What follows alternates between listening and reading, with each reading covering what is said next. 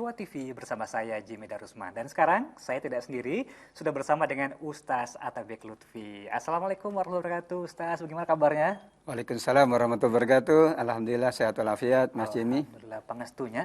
Alhamdulillah, sabang sulna. Baik, Ustaz, ini merupakan segmen yang ditunggu-tunggu karena informasi yang kami hadirkan pemirsa akan digabung, akan dilengkapi dengan tausiah dari Ustaz pandangan Islaminya. Baik, informasi pertama, Ustaz, langsung kita simak. Jadi hari Jumat ini merupakan hari kedua larangan mudik yang ditetapkan oleh pemerintah. Nah, untuk membantu mengkampanyekan aturan pemerintah tersebut, sebuah komunitas kostum atau disebut cosplay di Ciamis, Jawa Barat, mereka turun ke jalan, tepatnya di jalur mudik selatan menuju ke Jawa Tengah. Uniknya, mereka menggunakan kostum-kostum hantu.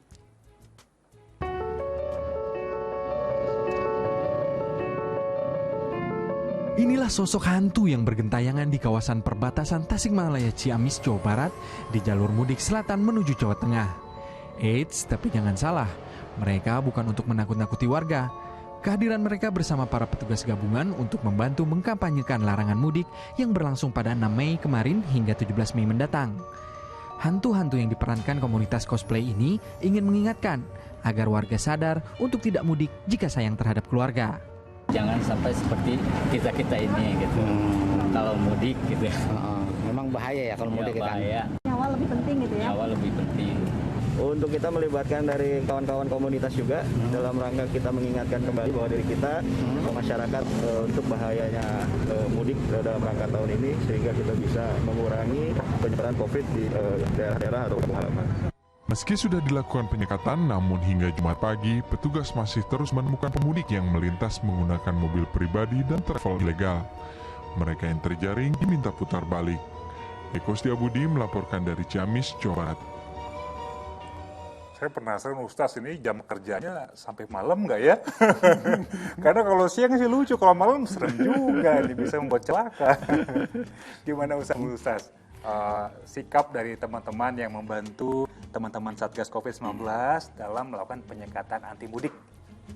Iya, ini cara ya untuk menyadarkan masyarakat betapa pentingnya keselamatan kesehatan. Ya. Kan identiknya bahwa kematian itu identik dengan sebuah hal yang harus kita hindari, bukan kita cari. Nah, penyakit yang bernama COVID ini kan menimbulkan banyak sekali kematian, menimbulkan banyak musibah kepada kita. Untuk itu hadirnya mereka yang mengenakan kostum itu dalam rangka mengingatkan ini bisa membahayakan diri Anda, membahayakan orang lain, bahkan bisa membawa kepada kematian. Daripada kita melakukan hal, pesan-pesan filosofinya tinggi sekali, yaitu filosofi tentang kematian, mengingat kematian, bahwa bahaya ini tidak boleh dianggap enteng, karena semuanya juga mengatakan tentang itu. Ya, jika kemudian kita harus melakukan mudik dan sebagainya, tentu ada hal-hal yang perlu dijaga dengan lebih baik lagi, ya gitu. Namanya juga ini aturan harusnya kita patuhi rame-rame karena ini buat kemaslahatan umat bersama. Sebagai data Ustaz, jadi di Jawa Barat kemarin saja ya hingga pagi tadi ada 150-an mobil travel yang terpaksa dikandangkan. Jadi mereka memang tidak boleh mengangkut penumpang, hanya yang memiliki tanda khusus atau kebutuhan khusus baru boleh untuk perjalanan mudik untuk hal darurat. Dan juga hingga siang tadi ada 900-an mobil pribadi yang diminta untuk putar balik. Ini di titik Bekasi menuju ke jalur mudik ke Jawa Tengah. Jadi banyak yang pengen melanggar nih Ustaz. Nah sebenarnya kalau kita lihat dari berita tadi Ustaz ya, ini kok jadi inget-inget kisah Abu Nawas sih Ustaz ya. Betul. Ini ulama yang kerap memberikan pesan-pesan lewat pembawaan yang lucu, menghibur begitu unik Ustaz gitu ya. Iya unik. Mungkin diingatkan kepada pemirsa ada cerita Abu Nawas apa yang teringat Ustaz saat ini? Baik Mas Jemi ya, ini pemirsa, Abu Nawas ini ulama. Namun dengan penampilan yang apa adanya dan dengan gaya yang unik, memang membuat orang ya tertarik dengan apa yang beliau lakukan. Termasuk mengingatkan tentang kematian. Beliau selalu mengingatkan kematian tapi dengan cara-cara yang unik. Misalnya dengan tadi ya, beliau berpenampilan sebagaimana orang yang sudah meninggal dunia, ya, dan kemudian beliau menyapa masyarakat bahwa jika Anda tetap menjalankan perilaku yang buruk, Anda akan seperti saya, dan kalau seperti saya tidak bisa berbuat apa-apa. Ada lagi yang unik, yaitu itu. Aduh, ini kondisinya serem Ustaz ya. Ya. Siang Tapi bolongnya ini serem. masih sore hari, masih aman. Ya, ada lagi beliau meminta masyarakat untuk melihat surga. Kata beliau, wahai teman-teman, coba buka kopiah kalian. Kalau nggak salah ini kisah dalam 1001 dongeng ya? Iya, betul. Buka kopiah untuk Melihat surga. Oke. Kata Abu Nawas, nanti jika hati kalian bersih, kalian bisa melihat surga meskipun di dalam kopiah kalian. Oke, ini akal-akalan itu beneran ya. Terus Iya. akhirnya Ustaz gimana? Akhirnya masing-masing membuka dan tentu tidak ada surga di dalam kopiah itu. Dia Macam-macam, katakan, ada ketombe kalau yang nggak bersih. yang ada ya beberapa catatan kotoran aja kan begitu. Maka kemudian mereka komplain, Abu Nawas, kami tidak menemukan surga di dalam kopiah. Berarti Anda belum bersih hatinya. Setiap yang kita pandang, kalau dengan kebersihan hati, yang kita pandang adalah surga. Tapi kalau kita memandangnya dengan kekotoran hati, yang kita nampak adalah sesuatu yang buruk. Kita pun melihat orang kan, kalau dengan pandangan hati yang bersih, kita melihat surga, kita melihat kebaikan. Tapi kalau pandangan kita pandangan yang kotor, melihat yang baik saja bisa buruk, melihat yang indah malah tidak indah dan sebagainya. Tentunya ini akal-akalan sang ulama Abu Nawas. Ya, betul.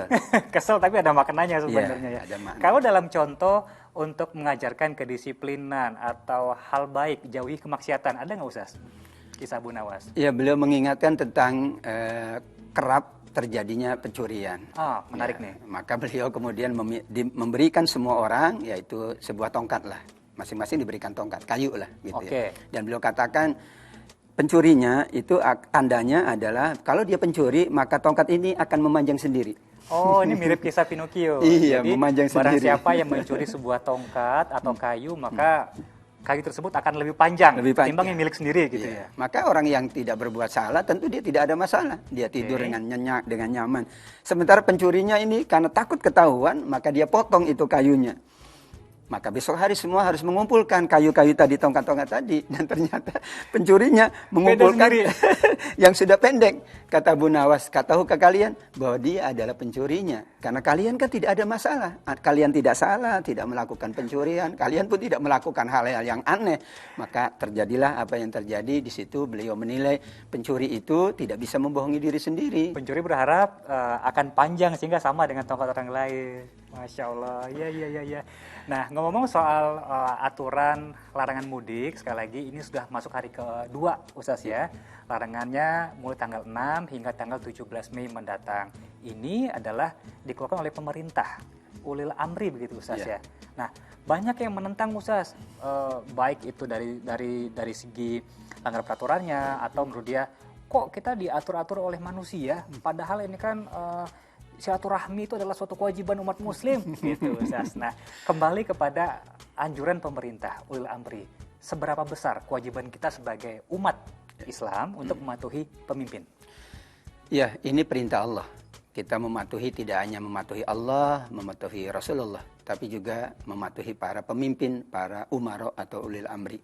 Karena apa yang mereka perintahkan, apa yang mereka tetapkan adalah untuk kebaikan bersama. Dan apa yang disampaikan oleh pemerintah sebetulnya sudah diamini oleh para ulama. Dan kita menghimbau bahwa masyarakat menghindari hal-hal yang menambah lagi bahaya.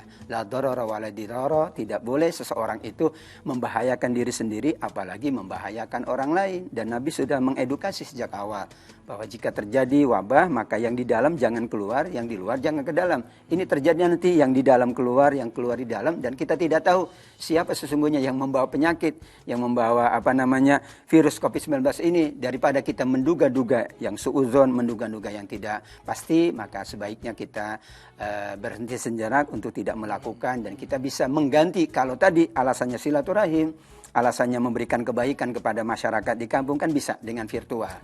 Silaturahmi virtual, membantunya bisa langsung transfer, dan itu memudahkan, dan insya Allah semuanya mendapatkan kebahagiaan dan semuanya diselamatkan. Dan itu memang perintah Allah di surat An-Nisa 59, ati Allah wa atiur Rasul wa ulil amri. Urusan manusia ini harus diatur. Karena kalau tidak diatur, terjadilah namanya crash, terjadi sesuatu yang tidak jelas. Urusan agama diatur, urusan dunia pun diatur. Bahkan Nabi mengingatkan, kalau kalian berjalan 3 orang, hendaklah satu yang menjadi pemimpinnya, yang mengaturnya. ada guide-nya. Karena itu perjalanan, apalagi perjalanan dunia yang panjang, apalagi tentu yang mengaturkan atas dasar ya keilmuan, ada pakar-pakar yang membidangi, ada tenaga medis yang sudah menyampaikan pandangan-pandangan, ada pihak-pihak terkait, ada para ulama yang dimintai pandangan. Maka kemudian menjadilah kebijakan itu sesungguhnya bukan kebijakan pemerintah ansih, tapi di situ adalah sekian banyak pihak dalam rangka memberikan kebaikan kepada manusia, masyarakat, memberikan kenyamanan kepada semuanya, maka diputuskanlah dengan keputusan tersebut. Jadi kalau kembali ke sifat aturan tadi, apakah jatuhnya kita sunnah atau wajib mengikuti ulil amri, Ustaz? Wajib. Kalau itu untuk sesuatu yang penting, sesuatu yang tadi ya membahayakan, maka peraturan itu menjadi sifatnya wajib. Jadi dalam kaidah fikih itu sesuatu peraturan bisa wajib, bisa sunnah, bisa mubah. Tergantung apa yang akan dilakukan atau tujuannya apa. Tujuannya kan menghindari sebuah hal yang membahayakan. Padahal menghindari bahaya adalah wajib. Maka semua peraturan yang dikaitkan menjadi wajib. Tapi kalau kemudian tujuannya adalah sesuatu yang biasa saja, yang mubah misalnya, jangan makan duluan sebelum waktunya misalnya, bukan waktu puasa ya, maka menjadi peraturan yang mubah saja. Mungkin orang tidak tahan, dia harus minum. Sementara yang lain coba tunggu nanti beberapa waktu Anda minum, Anda jauh lebih sehat misalnya. Baik, terutama untuk ini sudah jelas begitu ya.